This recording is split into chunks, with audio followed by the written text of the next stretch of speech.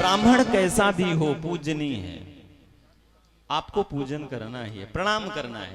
कर्म सबका अपना अपना होता है, अब जैसा कर्म जो करेगा उसको फल वैसा मिलेगा। आज कन्हैया ने जब कहा तब अर्जुन ने निवेदन किया, प्रभु फिर क्या करें, इसे मारेंगे तो पाप लग जाएगा और इसे छोड़ेंगे तो पाप लग जाएगा, तो क्या करें। तब कन्हैया ने कहा एक काम करो, ब्राह्मण का अपमान कर दो, मारने के बराबर होता है। आधा सर मुड़वा दो, आधी दाढ़ी मुड़वा दो, आधा मूछ मुड़वा दो, कालिक लगा दो चेहरे में, नगर में भ्रमण करवा दो। और महाराज ऐसे ही किया और जैसे नगर के बाहर कर दिया। आज अश्वत्थामा और कोप में आ गए। अश्वत्थामा ने पुनः ब्रह्मास्त्र का संधान किया और मन में कहने लगे कि हे पांचों पांडव, अभी तक तो मैंने आपके वंश को उजाड़ा नहीं, लेकिन मुझे पता है कि आपके पुत्र वधु उत्तरा के गर्भ में आपका अंश, आपका वंश है, मैं उसे भी नहीं छोड़ूंगा।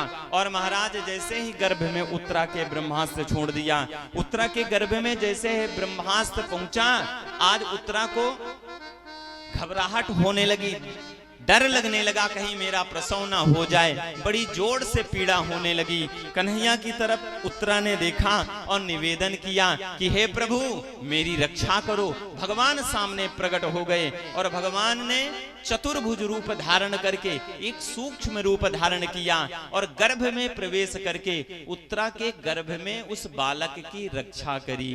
बोलो बांके बिहारी लाल की जय हो। और महाराज जैसे ही उत्तरा के गर्भ से बाहर आए तो पांचों पांडवों, द्रौपदी, कुंती बुआ सब हाथ जोड़ करके खड़े हैं और सभी कह रहे हैं प्रभु हम जान गए आप कौन हो, हम जान गए, अभी तक हमें पता नहीं था आप कौन हो, अब हमें पता चल गया कि आप हो कौन। तब कन्हैया ने कुंती बुआ से पूछा, अच्छा बुआ ये बताओ मैं कौन हूं। तब बुआ ने कहा प्रभु आप भगवान हो। ये चमत्कार तो भगवान ही कर सकता है, आप भगवान हो, भगवान हो। तब कन्हैया ने कहा एक काम करो, जब मैं भगवान हूं वरदान मांग लो। कुंती बुआ ने कहा प्रभु कुछ नहीं चाहिए, हम आप होते तो तुरंत भगवान से मांग लेते। और कुंती बुआ जैसा कष्ट कोई पाया नहीं है, कुंती भोज राजा की पुत्री है। और महाराज जब बाल अवस्था की हुई थी ना कुंती बुआ, तब उस समय पिता स्वर्गवास हो गए थे और महाराज दूसरे देश में जाकर के दूसरे राजा ने पाला और फिर ऐसे पति के साथ विवाह हुआ जिससे पांडुरु रोग हुआ। और महाराज आज भगवान कह रहे हैं कि वरदान मांग लो, लेकिन मांग नहीं रही है। कुंती बुआ ने कहा प्रभु संपत्ति मुझे क्या करना, विपत्ति भली है, संपत्ति क्या करना, विपत्ति मुझे भली है। और हकीकत में जब हम आपके जीवन में विपत्ति रहती है तब भगवान का भजन हम आप ज्यादा करते हैं, जब संपत्ति आ जाती है तो भगवान का भजन भूल जाते हैं। आज कुंती बुआ ने कहा प्रभु तिल के माथे सब बढ़े, जो हरि हृदय से जाए, अब बलिहारी वा दुख को, जो पल पल नाम जपाए। ऐसे सुख की कामना मुझे नहीं है जिसमें आपका स्मरण भूल जाए, मुझे तो ऐसा दुख चाहिए जिसमें आपका नाम हमेशा, आपकी याद हमेशा बनी रहे। और महाराज बार बार निवेदन करने पर भी कुंती बुआ नहीं मान रही है। और हकीकत में यही है, संसार में सबसे बड़ी संपत्ति क्या है, भगवान का भजन। और सबसे बड़ी विपत्ति क्या है, भगवान का भजन ना करना। अरे कहे हनुमंत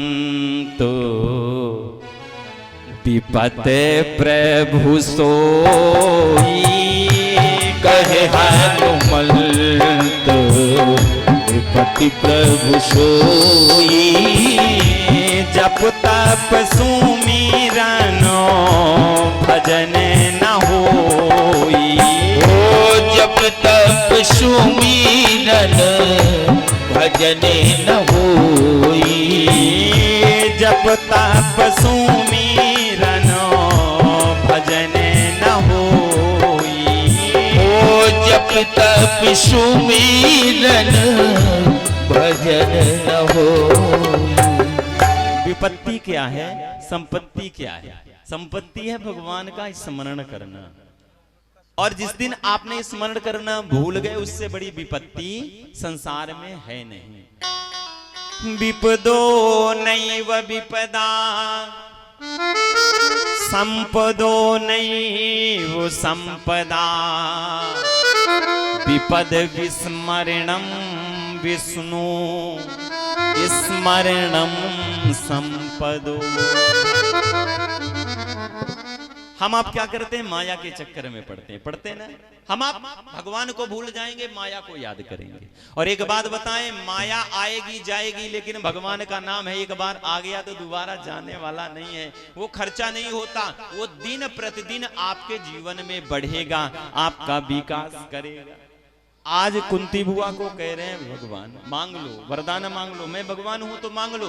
कुंती बुआ ने कहा प्रभु करना ही है कृपा, तो एक कृपा कर दो, हम मेरे सर पे रख दे सांवरे अपनी ये दोनों हाथ। धन नहीं चाहिए मुझे भैया, मुझे धन नहीं चाहिए, आप करना ही है, देना ही चाहते हो तो अपनी करुणा अपनी कृपा दो। हो मेरे सर पे रख दे सांवरे अपने ये दोनों हाथ, और ये देना हज देना, हज देना है तो दीजिए जन्म जन्म का साथ।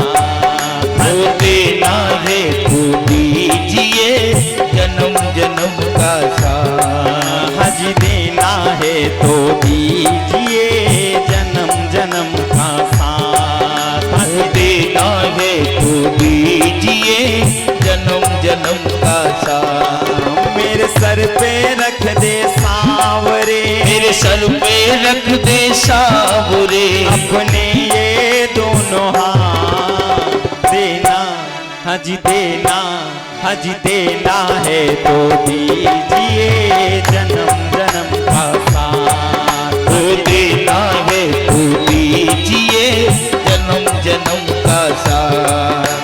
देना है तो दीजिए जन्म जन्म का साथ। ये हो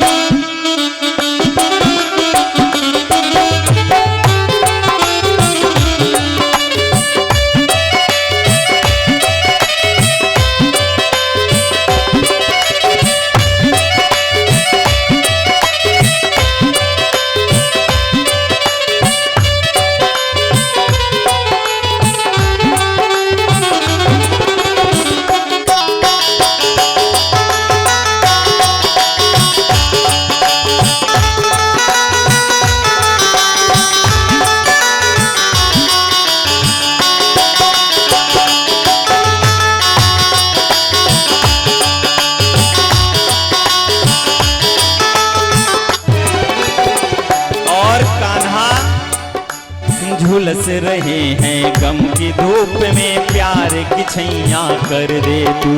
झुलस रहे हैं गम की धूप में, प्यार की छैया कर दे तू। झुलस रहे हैं गम की धूप में, प्यार की छैया कर दे तू। झुलस रहे हैं गम की धूप में, प्यार की छैया कर दे तू। बिन नावी के नाव चले, नाव पतवार पकड़ ले तू। बिन नावी के नाव चले ना, अब पतवार पकड़ ले तू। बिन नावी के नाव चले, नाव पतवार पकड़ ले तू। बिन नावी के नाव चले ना, अब पतवार पकड़ ले तू। मेरा रास्ता रोशन कर दे, मेरा रास्ता रोशन कर दे। मेरा रास्ता रोशन कर दे, मेरा रास्ता रोशन कर दे। छाई अंधियारी रात। देना हज देना, हज देना है तो दीजिए जन्म जन्म का साथ। हो देना है तो दीजिए जन्म जन्म का साथ। ये हो ताली बजा कर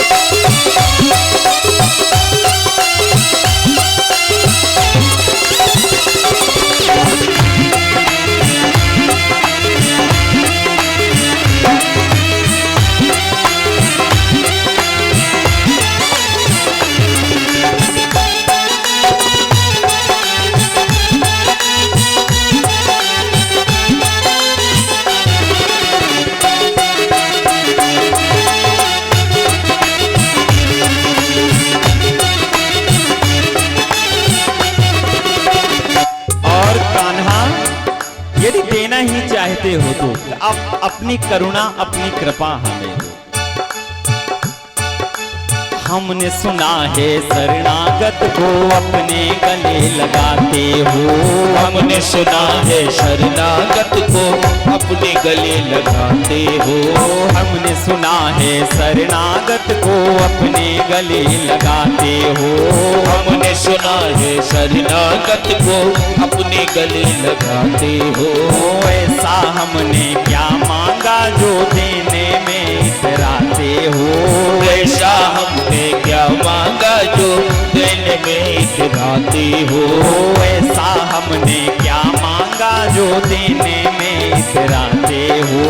ऐसा हमने क्या मांगा जो देने में इतराते हो। बस साथ रहे जन्मों तक, बस साथ रहे जन्मों तक, बस साथ रहे जन्मों तक, बस साथ रहे जन्मों तक, बस इतनी रखनी ला देना, हज देना, हज देना है तो दीजिए जन्म जन्म का साथ।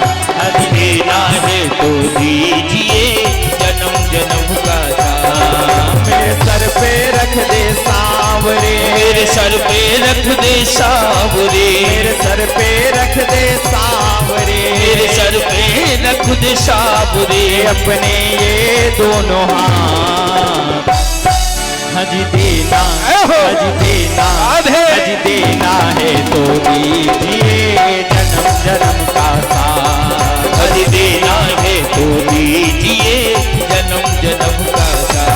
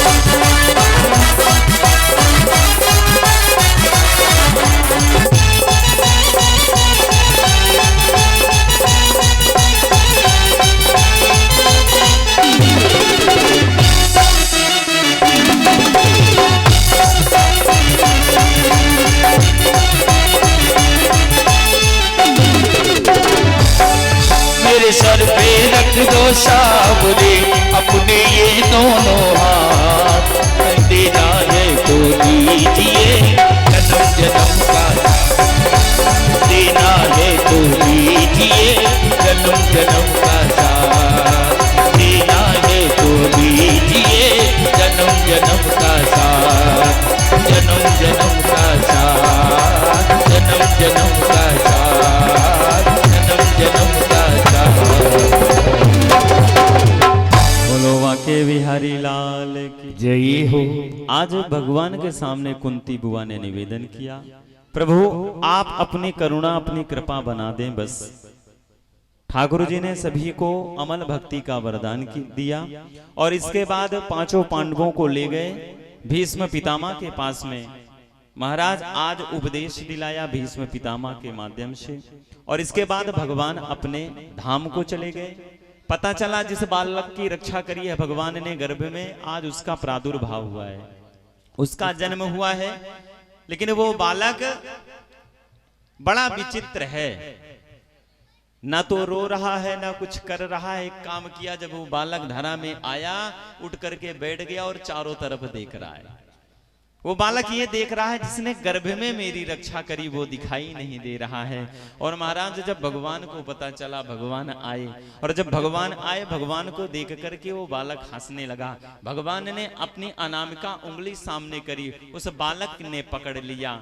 महाराज भगवान ने उस बालक का नाम परीक्षित रखा। इसके बाद भगवान पुनः अपने धराधाम को आ गए। वो बालक थोड़ा जब बड़ा हो गया और युवा अवस्था को प्राप्त हो गया, तब पांचों पांडवों ने उसे राजा बना दिया, अर्थात परीक्षित जी राजा बन गए। और इसके बाद पांचों पांडव भगवान का भजन करने के लिए स्वर्ग के प्रस्थान के लिए निकल गए। महाराज इधर जब पद को प्राप्त कर लिया राजा परीक्षित ने, तो हकीकत में पद यदि किसी को मिल जाए तो उसे मद हो जाता है। प्रभुता पाई ताई मद नहीं।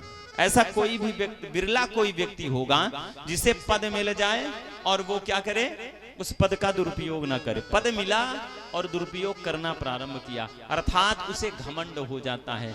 आज राजा परीक्षित ने क्या किया, स्वयं रथ में सवार हुए, ना सैनिक लिया ना सारथी लिया, और महाराज जंगल में खेटक खेलने के लिए चल दिए। जैसे ही जंगल में प्रवेश किए, मार्ग से जा रहे हैं, आज एक विचित्र घटना घटी। देखा सामने एक काला काला व्यक्ति खड़ा है और एक गाय खड़ी है और एक पैर का एक बैल खड़ा है। तो गाय और बैल को वो काला काला व्यक्ति महाराज ताड़न दे रहा है, मार रहा है। राजा परीक्षित समीप रथ ले जाकर के रोक दिए और रोक करके रथ सुनने लगे ये बात क्या कर रहे हैं और ये काला काला व्यक्ति है कौन और ये मार क्यों रहा है। महाराज जब भी वो काला काला व्यक्ति गाय को और एक पैर वाले बैल को जब महाराज ताड़न देता तो वो आपस में बात करते। गौ माता कहती कि हमने ऐसा क्या अपराध कर दिया, भाई ऐसा हमने क्या कर दिया जिसके कारण आज हमें ये दंडित कर रहा है, हमें ये सब सहन करना पड़ रहा है। और हकीकत में एक बात बताएं, हम आपके जीवन में जब कष्ट आता है ना तो हम आप दूसरे को दोषी ठहराते हैं। हम आपके जीवन में जब कष्ट आता है हम दूसरे को दोषी ठहराते हैं, इसके कारण हुआ, इसके कारण हुआ। एक बात बताऊं, अपने किए हुए कर्मों के आधार पे व्यक्ति को फल मिलता है। कर्मण्ये वाधिकारस्ते मां फलेषु कदाचना। भगवान ने स्वयं गीता में कहा है, जब अर्जुन से कहने लगे कि काम करो, आप संहार करो सबका, कर्म करो अपना, तब अर्जुन ने किया। भगवान ने कहा कर्म प्रधान है और कर्म प्रधान है तो उसका फल भी प्रधान है। गोस्वामी तुलसीदास जी ने मानस में लिख दिया कि भैया यदि हमारे जीवन में कष्ट आया तो हमारे कर्म के कारण हम दूसरे को दोषी ठहराएंगे तो हमारी मूर्खता है, और यदि हमें कोई फल, हमें कोई संपत्ति या वैभव या कीर्ति मिलती है तो हमारे कर्म के फल के ही कारण मिलेगी। कर्म प्रधानो विश्व करि राखा, जो जस करहि सो तस फल चाखा। जो जस करहि सो तस फल चाखा। कर्म प्रधानो विश्व करि राखा। कर्म प्रधान विश्व करि राखा। जो जस करहि सो तस फल चाखा।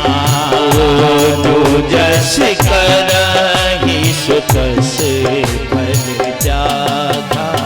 कर्म प्रधान विश्व करि राखा। जो जस करहि सो तस फल चाखा। कर्म प्रधान विश्व करि राखा। जो जस करहि सो तस फल चाखा। कर्म प्रधानो विश्व करि राखा। कर्मो प्रधान विश्व करि राखा। जो जस करहि सो तस फल चाखा। जो जस करहि सो तस फल चाखा। हम आप जैसा जीवन में कर्म करेंगे हमें फल मिलेगा। अब परीक्षित को रहा नहीं गया, परीक्षित जी समक्ष खड़े हो गए और कहने लगे काले काले व्यक्ति को, ठहर जा, अब इन्हें मार नहीं सकता। मेरे राज में तू उपद्रव कर रहा है, दंडित करूंगा, तू अपराध कर रहा है। काले काले व्यक्ति ने कहा, भैया मेरा युग है, मैं जो करना चाहूंगा वही करूंगा। राजा परीक्षित ने कहा, तू कौन है? तब उस काले काले व्यक्ति ने कहा, मेरा नाम कलयुग है, मेरा नाम कलयुग है और इस युग का मैं राजा हूं और मेरे राज में धर्म का काम नहीं है। आपको जो ये एक पैर का दिखाई दे रहा है ना, ये बैल, ये धर्म है और हकीकत में 4 युग हैं, सतयुग, त्रेता, द्वापर, कलयुग। इसी प्रकार इस चारों युगों में धर्म के 4 पैर हैं, सत्यमो शौचमो दया दानम। सत्य, शौच, दया, दान, जैसे 4 युग वैसे महाराज धर्म के 4 पैर। सतयुग में 4 पैर थे, लोग सत्य बोलते थे, शौच का मतलब क्रिया करते थे, दया करते थे, दान देते थे। और जब महाराज त्रेता आया तो एक पैर निकल गया धर्म का, सत्य चला गया, सत्य चला गया, शौच, दया, दान बचा। और महाराज तीसरा गया, एक पैर और चला गया। और जब चौथा युग आया कलयुग, तो धर्म का एक पैर बचा, दान, और वही कोई करना नहीं चाहता। प्रेम से बोलना, इस कलयुग में धर्म का एक ही पैर है, दान। एक पैर बचा, ना कोई सत्य बोलता, ना कोई क्रिया करता, अर्थात पूजा पाठ नियम से कोई करता है। हम आप जैसा चाहे, गए भोले बाबा को स्नान कराने के लिए, सावन का महीना लगा, जल लिया, लोटे का पात्र लिया, थाली ली, लेकर के गए और जल्दी जल्दी स्नान कराया तो भोले बाबा के ऊपर लोटे को ही पटक दिया। और ज्यादा भीड़ हो गई तो थाली उठा करके पिंडी के ऊपर रख दिया, फिर भोले बाबा का पूजन करने लगे। हम आपको क्रिया का बोध नहीं है और बिना क्रिया के पूजा फलदायी नहीं है। या तो आपके पास उतना भाव हो, उतना प्रेम हो। और महाराज आपको बताएं, केवल इसीलिए कलयुग में एक ही है और कलयुग के समान कोई युग नहीं है। कलयुग में, सतयुग में 10 वर्ष तपस्या करने से जो फल मिलता था, त्रेता में 1 वर्ष तपस्या करने से जो फल मिलता था, और द्वापर में 1 महीने में जो तपस्या करने से फल मिलता था, कलयुग में केवल 24 घंटा कर लो फल मिल जाता है। बोलो बांके बिहारी लाल की जय। सतयुग में ध्यान लगाने से जो फल मिलता था, और महाराज त्रेता में यज्ञ करने से जो फल मिलता था, द्वापर में अर्चन करने से फल जो मिलता था, इस कलयुग में केवल नाम जप लो सारा फल मिल जाता है। बोलो बांके बिहारी लाल की। इसलिए गोस्वामी तुलसीदास जी ने मानस में लिखा कि कलयुग केवल नामो आधारा, सुमिर सुमिर नर उतरहि पारा। सुमिर सुमिर हो कलयुग केवल नामे आधारा। कलयुग केवल नामो आधारा। कलयुग केवल नामे आधारा। सुमिर सुमिर नर उतरहि पारा। सुमिर सुमिर नर उतरहि पारा।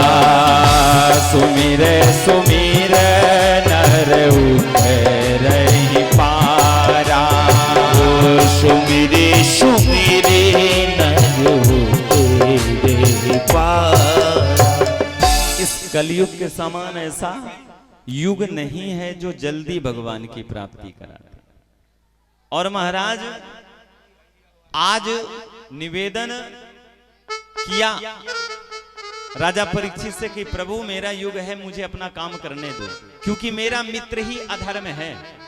कलिना धर्म मित्रेणा धारेयमो बाधिता धुना।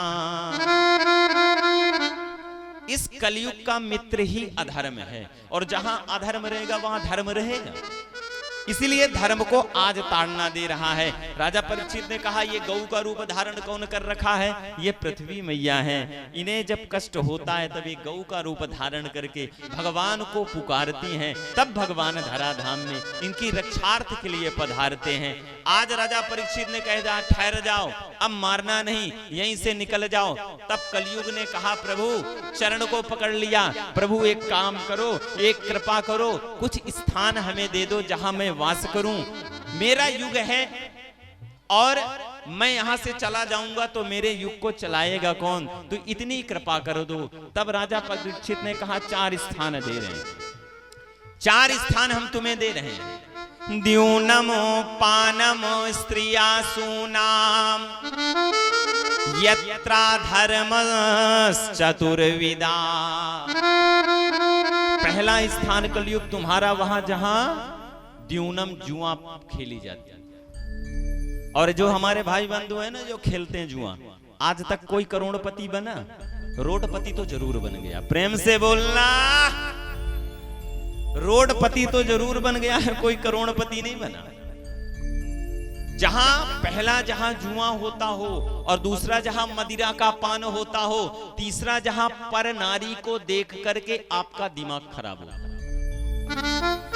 हमारे भाई बंधु या माताएं बहनें कोई भी है ना, यदि दाम्पत्य जीवन में बन गए और माताओं ने दूसरे पुरुष को देख करके मन में यदि किसी प्रकार की कल्पना कर दी ना, किसी प्रकार की कल्पना कर दी आसक्ति वाली, तो पाप हो जाता है।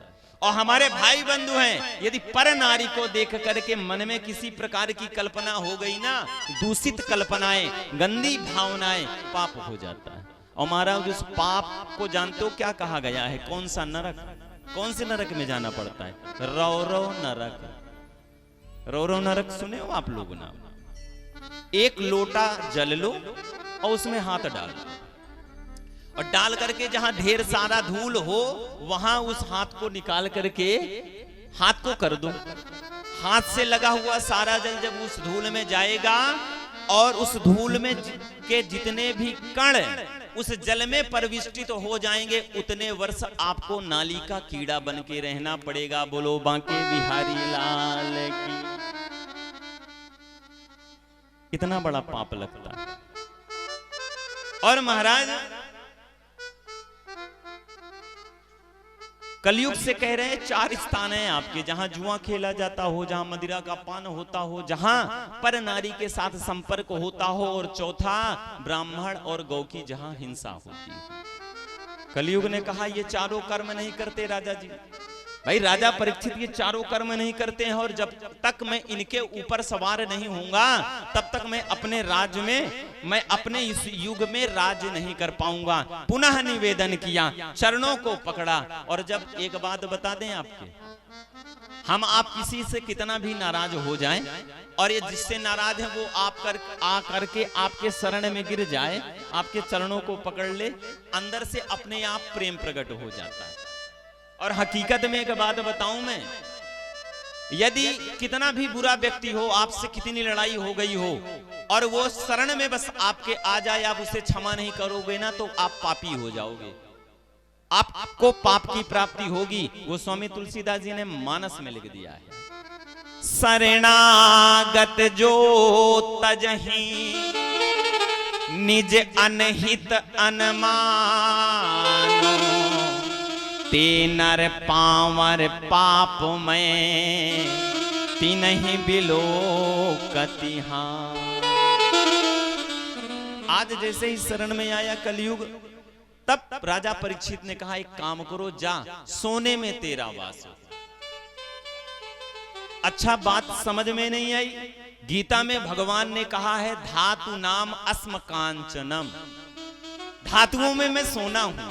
और इधर राजा परीक्षित ने कह दिया कि जाओ सोने में तुम्हारा वास हो। तो जहां भगवान वास करते हैं वहां कलयुग वास करेगा। सोना दो प्रकार के होते हैं, एक टाका लगा के कमाया गया हुआ सोना, 2 नंबर का कमाया गया हुआ सोना, और उससे बनाया गया हुआ आभूषण, उसमें कलयुग वास करता है। और धर्म से कमाया गया हुआ धन, उससे बनाया गया हुआ सोना, उसमें भगवान का वास है। बोलो बांके बिहारी लाल की। और आज राजा परीक्षित जो मुकुट धारण कर रखे हैं ना, ये अधर्म का है। जरासंध के यहाँ युद्ध हुआ, उसके ऊपर विजय प्राप्त किया, उसके राजकोष से जब धन लाए ना, उसी में ये मुकुट मिला है। उसी मुकुट को धारण करके राजा परीक्षित आज खेटक खेलने के लिए आए हैं। कलयुग तुरंत जाकर के मुकुट पे विराजमान हो गया। और जैसे विराजमान हो गया, मन में नाना प्रकार की विकृतियां उत्पन्न हो गई। आगे चले राजा परीक्षित, बड़े जोरों की प्यास लगी। अब प्यास की क्षुधा को मिटाने के लिए चारों तरफ देखने लगे। एक पर्णकुटी दिखाई दी, वहां गए, आवाज लगाई कि कोई है। वहां एक ऋषि तपस्या कर रहे थे, जिनका नाम था समीक ऋषि। और महाराज वो तपस्या कर रहे, ध्यान कर रहे ठाकुर जी का। उन्होंने राजा की आवाज नहीं सुनी। अब राजा परीक्षित को क्रोध आया, गए जाकर के एक मरे हुए सर्प को उठा करके समीप ऋषि के गले में डाल दिया। और डाल करके जैसे ही अपने नगर में आए, उस मुकुट को निकाल करके रखा। कलयुग हटा, तब स्मरण हुआ, मैंने अपमान कर दिया, मैंने अपराध कर दिया, मैंने एक संत का अपमान कर दिया, अपराध कर दिया। एक बात बताऊं मैं, आप संत का सम्मान न कर पाओ तो न करो, लेकिन अपमान भी ना करो। जिसने भी संत का अपमान किया, उसका बेड़ा पार हुआ नहीं। कपिल के कोप से सगर सुत भस्म भयो, गौतम के कोप से इंद्रु भग पायो है। कोपयो अगस्त मुनि सोखयो समुद्र को, कोपयो यद दुर्वासा यद वंशी नसायो। कोपयो श्रृंगी श्राप दीन्ही परीक्षित को, कीन्हो अनेक यत्न आखिर काल खायो है। और इस कली के प्रभाव को मैं कहां तक बखान करूं, साधु के सताए सुख काहू नहीं पायो।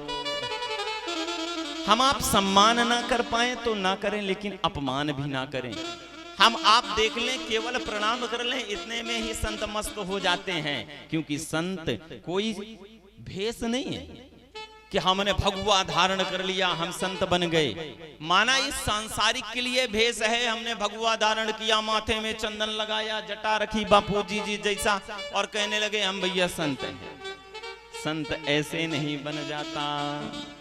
अरे प्रेम जब अरे अनंत हो गया, प्रेम जब अनंत हो गया, रोम रोम संत हो गया। ओ प्रेम जब अनंत हो गया, रोम रोम संत हो गया। जब अनंत हो गया, रोम रोम संत हो गया। जब अनंत हो गया, रोम रोम संत हो गया। जय हो।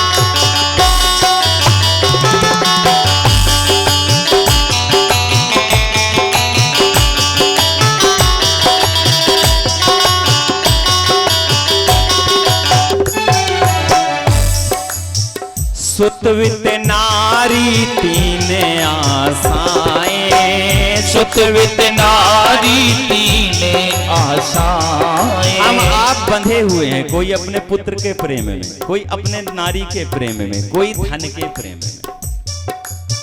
और जब इन सबसे जो हट जाता है, जो सांसारिक जीवन की ये जो माया दिखाई दे रही है ना, इससे विरक्त हो जाता है, उसके अंदर सम की भावना उत्पन्न हो जाती है, तब वो संत श्रेणी में आता है।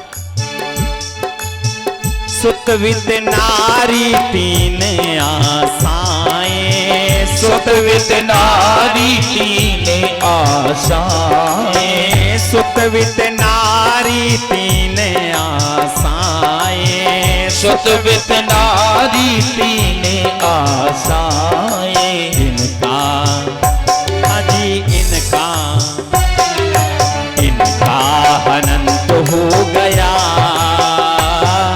रोम रोम संत हो गया, रोम रोम संत हो गया, रोम रोम संत हो गया।